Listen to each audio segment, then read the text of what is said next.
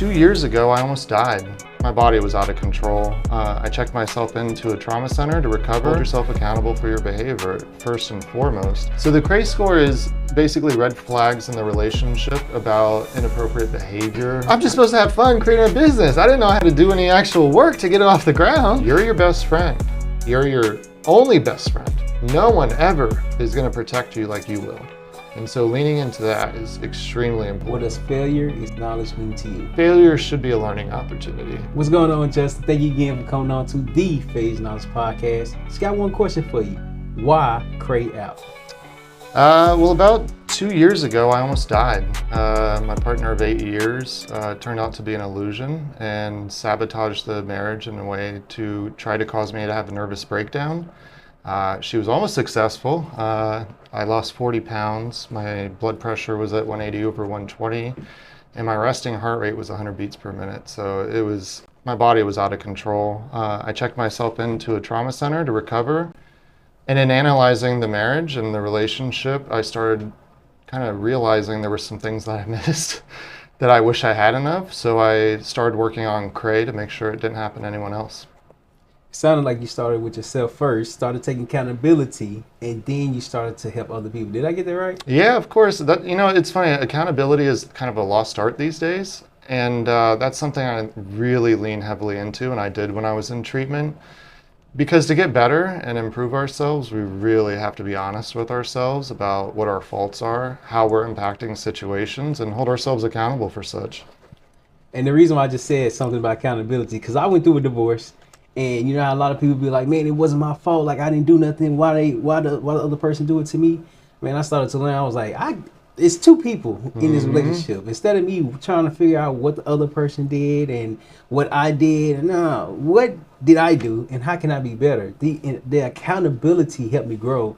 And it sounded like that when you start taking accountability for yourself, you was growing as well. Did I get that right? Yeah, absolutely. I think accountability was huge, and I think self-love too. I mean, I think those two things are kind of a core component of my rebirth, because I think that you have to hold yourself accountable for your behavior first and foremost, and you have to be honest with yourself about where you are in life and what kind of the path forward is. As I was doing research on you, because, man, you got a lot of information behind you, bro. So as I was doing information, I was like, man, he's actually growing. And when I was in my divorce, I was like, all right, cool. So I'm trying to figure out how to be better, how to be a better man, how to just be better overall. I started to read this book, and it's called Single on Purpose. I didn't find the book that you recommended, but you do have education. Nonetheless, what book did you read that helped you throughout your journey? It's interesting. There was this book I read a long time ago, part of it, called The Power of Choosing. And in it, a blind Sikh woman does a lot of studies on how choice can impact happiness.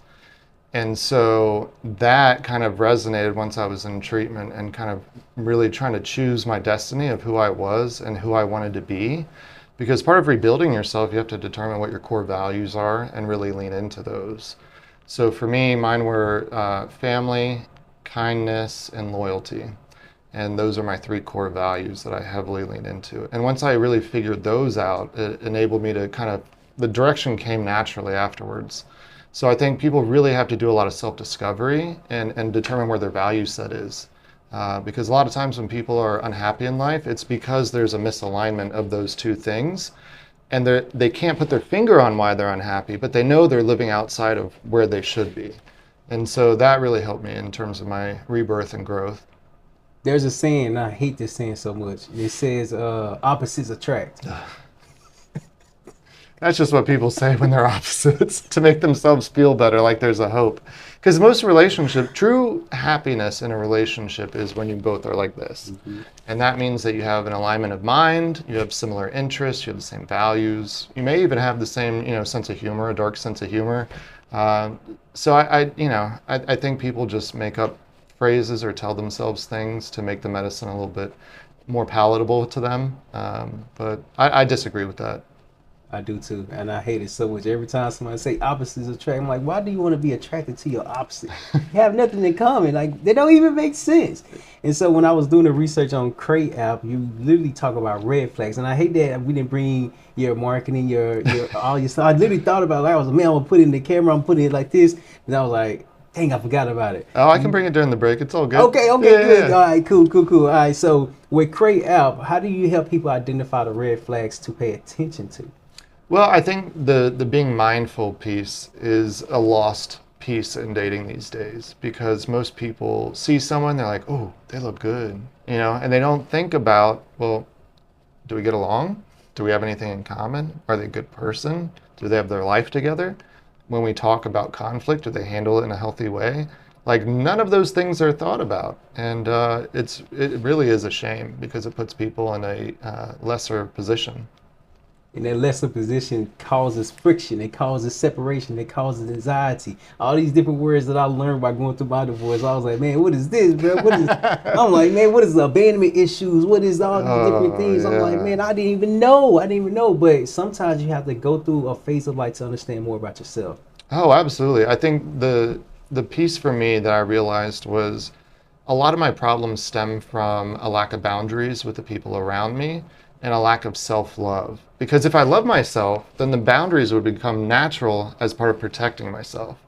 So once I left treatment, I really leaned into self-love and did stuff out of character for me to show myself that I'm gonna go like above and beyond. Like I got myself fancy bracelet or two, I got a nice necklace or two.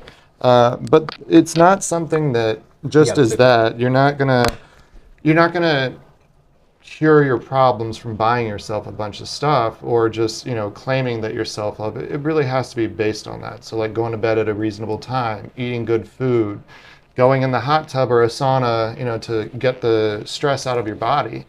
These are all real self-love techniques that actually do have an impact on someone.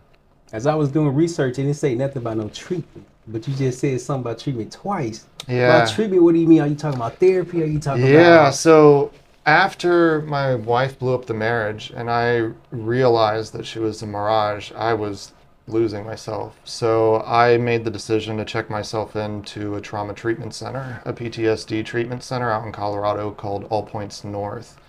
And I was in there for 60 days, like straight 60 days in a facility. And while I love the impact it's had on me, and I couldn't have gotten through all this without it, being anywhere for 60 days, staring at the same walls, in the same halls, in the same classrooms, it's a lot. It's a test of durability in some ways.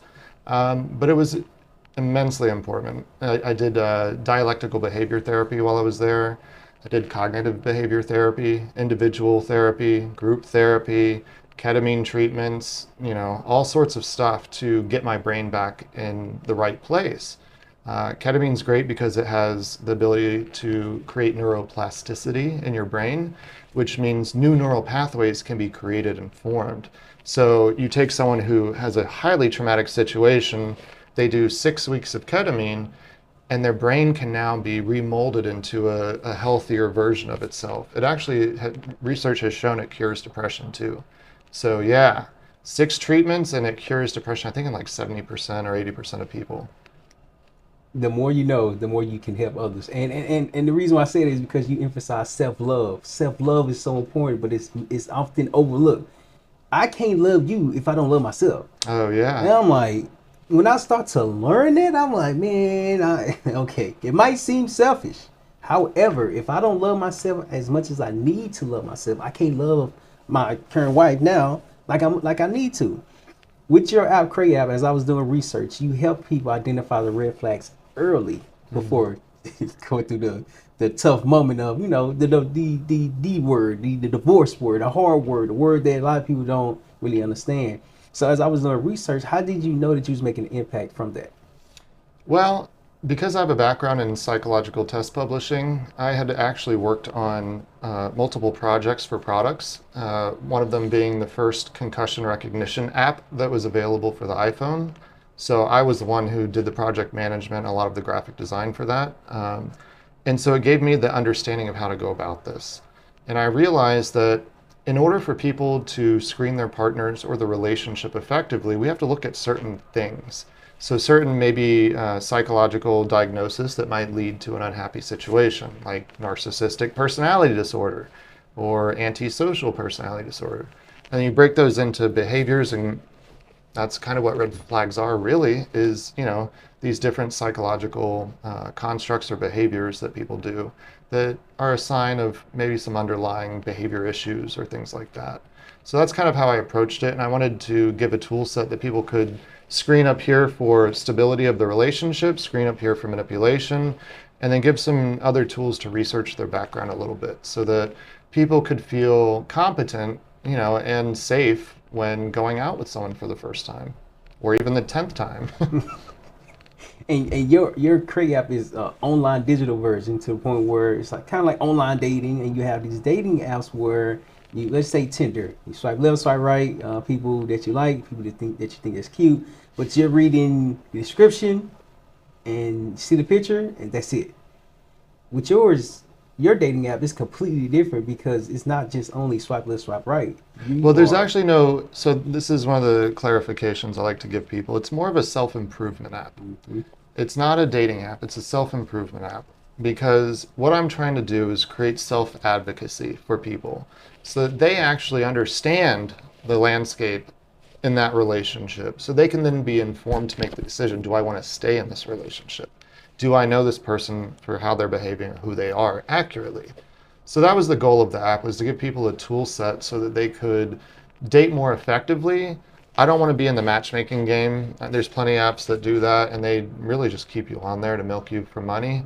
And I don't want to do that either. That's why I made the two main components free, so people can use the app and get the major benefits from it without me making any money, because I couldn't fix dating if I was creating a hurdle people had to jump through to be able to get safety. So that was one of my main goals too.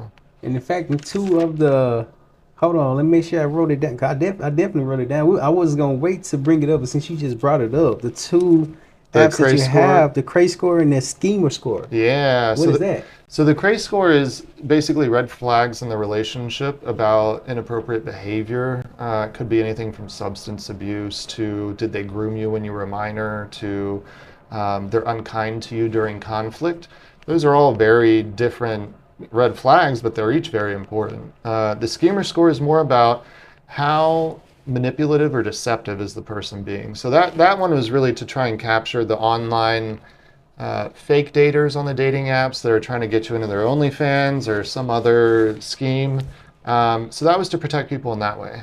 So I felt that I had to give them both is the relationship safe or is the person trying to use me? Those are the two pitfalls usually with online dating in terms of safety. And I appreciate how you explained it, because you said you started with yourself. The app is more about helping you learn more about yourself, so that way you can identify who you would like to be in relationship, partnership with, and it's understanding more about yourself first, not understanding more about the other person. And I think people miss that when you get into a relationship.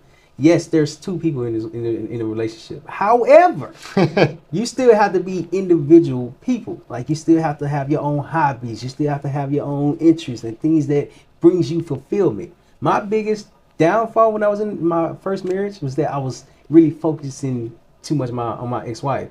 I was putting my time and energy, not to say that this is bad, but I forgot to love myself. I forgot to put myself first. And I was pouring from a half full cup, trying to make her happy, and I was like, man, I'm making myself worse.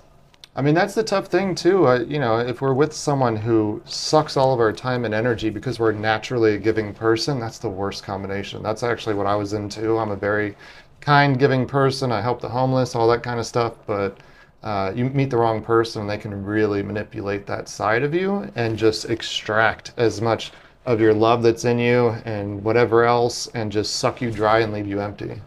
And I'm trying something new for the podcast now. So now we got the backstory of Cray out. Mm-hmm. So how do you make a business from Cray out? Like, how do you get attention? How do you monetize from? Like, how do you actually have a business around the app that you have, Cray out? Yeah, that's been the tough thing to figure out, because I had the tool. That was the first idea, and then I was like, wait, crap, I need to make money somehow. It needs to be a business, right? So I added on the catfish check and the background check. I have to pay for those data link ups, the APIs, so I have to charge money for it. And then there's also a vibe check, which is a summary of the Cray score report remassaged in a digestible way so that people can have actionable information that they can use to improve their relationship and be aware of what might some of the risks be in the future. I was talking to somebody. I forgot who I was speaking with, but we was talking about the creative side. I think it was Hannah. We was talking about the creative side. We was like very creative, but now to attach the business side behind everything. Now you gotta learn how to market yourself. You gotta learn how to promote yourself, sales, follow up, all these different things. It's like, well, who said anything about that? I'm just supposed to have fun creating a business. I didn't know how to do any actual work to get it off the ground. Yeah, no, it's hard. And I think depending on the business, you have to approach it differently. For me, I'm luckily in a position where I had such a crazy life story that led to the business that I go to podcasts and I'm like, hey, I almost died. You want to have me on your podcast? They're like, come on in. So, oh crap, I'm sorry. You good?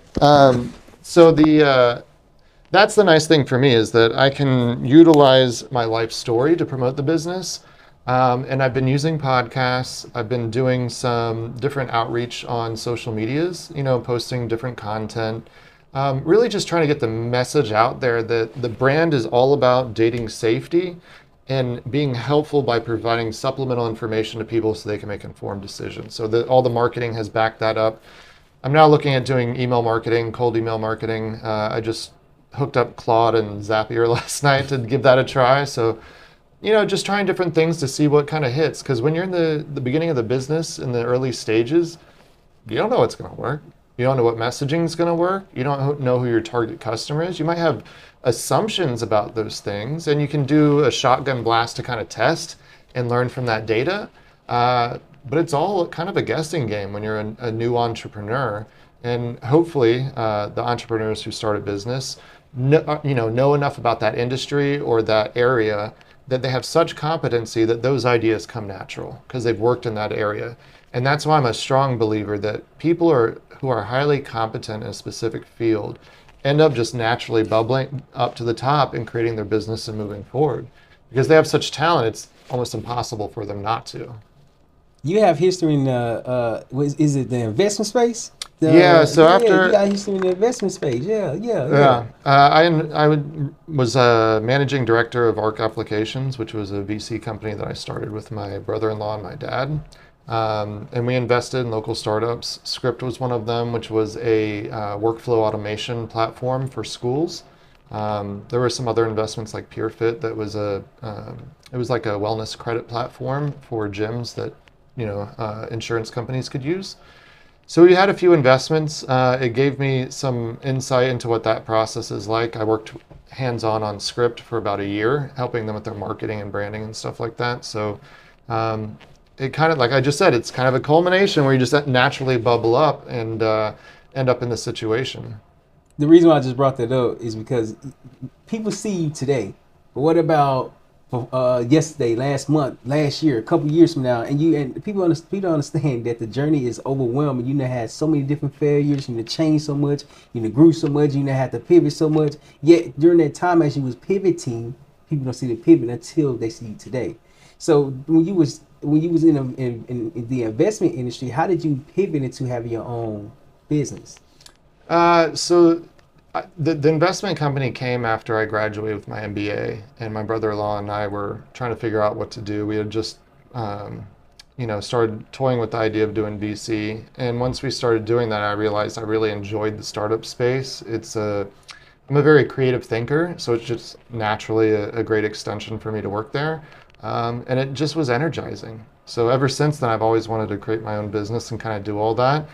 And then 2 years ago, I kind of got thrown into it. So I'm glad I got that shove. Maybe I wish it happened a little differently, but I think Cray is going to change dating and make people safe and save trauma from people. So it's the moments that we don't expect. Okay, here's another quote. It's the failures that we don't expect. People think, yes, I talk a lot about failures and how to turn it into knowledge.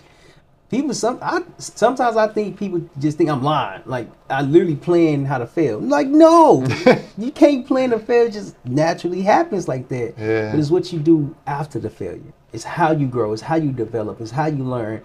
And you started to pivot in a way where you was down, and you start to help people get back up because you had to learn with yourself first.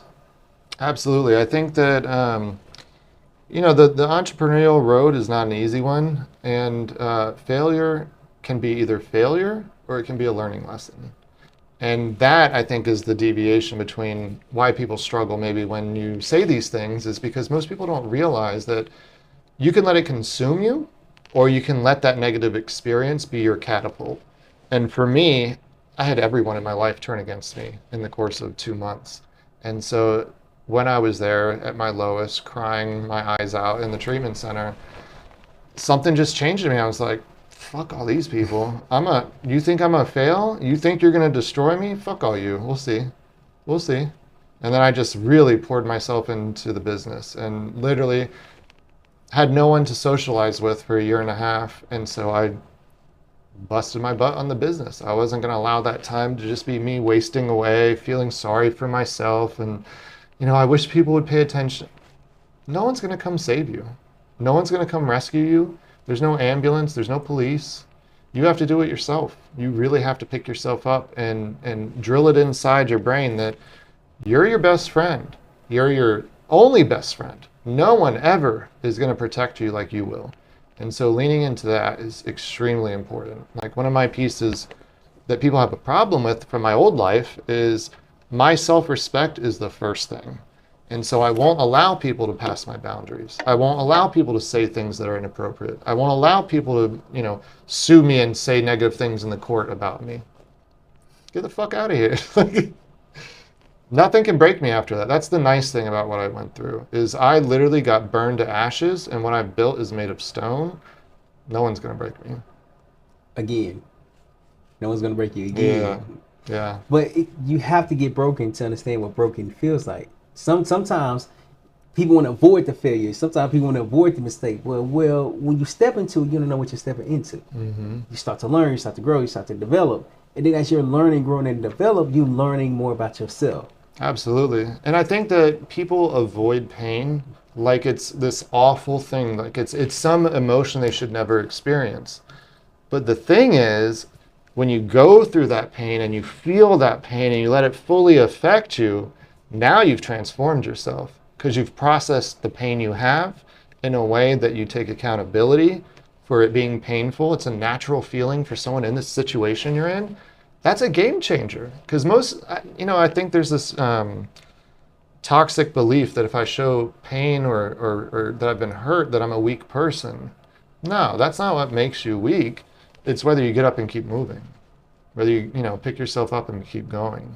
I think people just let it overwhelm them. Understandably, in some situations, that's what leads to homelessness. You get hit with the wrong kind of situation, it's impossible to recover from without a lot of help.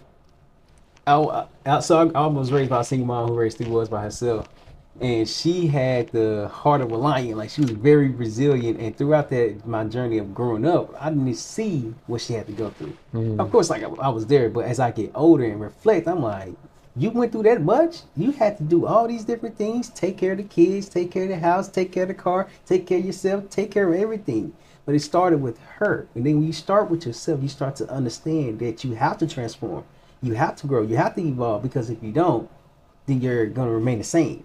Yeah, and I think the other thing is, the stronger you are in setting an example for your kids, they turn out into great, amazing individuals who become successful. I mean, as a parent, it's kind of our duty to shield our kids from that stuff, but sometimes it's really hard. I mean, if she wasn't able to put food on the table, how is she going to shield you from that? It's some of those things the parent can't, no matter how hard they try.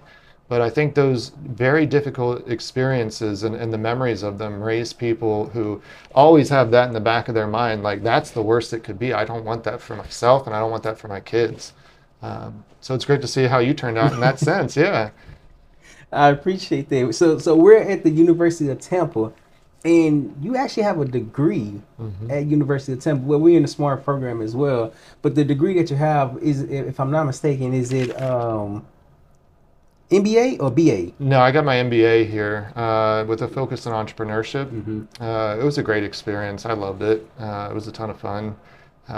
One of our capstone projects was to go around on the brew bus for a night and check the business out to do a report on them. I mean, who wouldn't want to do that for a night? All the teachers here were great, and I actually volunteered in the entrepreneurship center here for 4 years as an EIR. So I was an entrepreneur in residence during the time I was doing the VC. So that I got to help entrepreneurs with their businesses and give them feedback, and that made me want to do it too. So it's like once I started this business, it felt like a natural extension to end up back at UT. Number one, because I love the space here, and I graduated from here, and I felt like it was kind of giving something back to the school in a way too, because Cray's such a great product, and I can bring kids in who are students here to get involved and let them get hands-on and get some real experience and learn from kind of my mistakes and that kind of stuff. So it's a very cool opportunity to be here. Man, I definitely agree. I didn't come to University of Tampa back in the day, but today, since we're here in the same program, it's definitely informative, and just to be around a lot of entrepreneurs who are doing business. And then my biggest thing is they ask you, okay, so what do you need help with? Like, what is your biggest struggle? I'm like, man, this is golden. Oh yeah, there's nothing like young people's energy. Yeah. I mean, I had a guy reach out from the pitch we did the other day, and he's going to do my market research for me to get feedback on the app with like 15, 20 students. And I would never have the time to do all that. I'm busy doing all the other stuff. So it's like, this is a great opportunity to plug students in who are hungry, who have some competency in specific areas, and who could really learn from the experience of giving them the opportunity to get engaged with the business. How many 19, 20-year-olds get to do market research for what's going to be a national brand, with a lot of following. So I think that piece of it's cool, that I get to give back to students and kind of, give them something to look forward to and kind of aspire to do, and see someone who's kind of been through it all and can give them some guidance. Man, I definitely agree, because you never know the impact that you're going to make, and sometimes they might come back and tell you the impact that you are making. You want to hear something crazy? Yep. So Bert came to me when I was an EIR. Bert is the manager of the incubator for the audience, but he came into me for advice, and he had gotten advice from me. And then when I reached out back to the school about doing speeches in front of the classes, he's like, "Hey, I actually came to you for help one time. You should apply to the incubator." So I did, and it was just this weird circle of life, giving back kind of thing, where someone who I had helped is now in a position to help me, which is really cool. You never know who you gonna meet, so always treat everybody right. All right, so we got one last segment. It's called Best for Last, and so I ask 4 questions and you answer within 60 seconds. Oh boy. So question. Oh no, 30 seconds. No, Each 30 seconds. each question is 30 seconds. Okay. Yeah. So question number 1: what are you grateful for? Being alive and having my health still. I've had 3 surgeries: spinal fusion, hip surgery, and another surgery that wasn't great. And I think people take for granted being able to get out of bed, to walk, to be able to bend over and pick something up. So just being grateful for my health at this point. I mean, I'm 40, almost 6. So, Okay. simple things in life for me. After what I've went through, it's like I do stop and smell the flowers. I do sit and enjoy life and breathe things in, because once you have nothing, then these little moments of happiness. Hold on.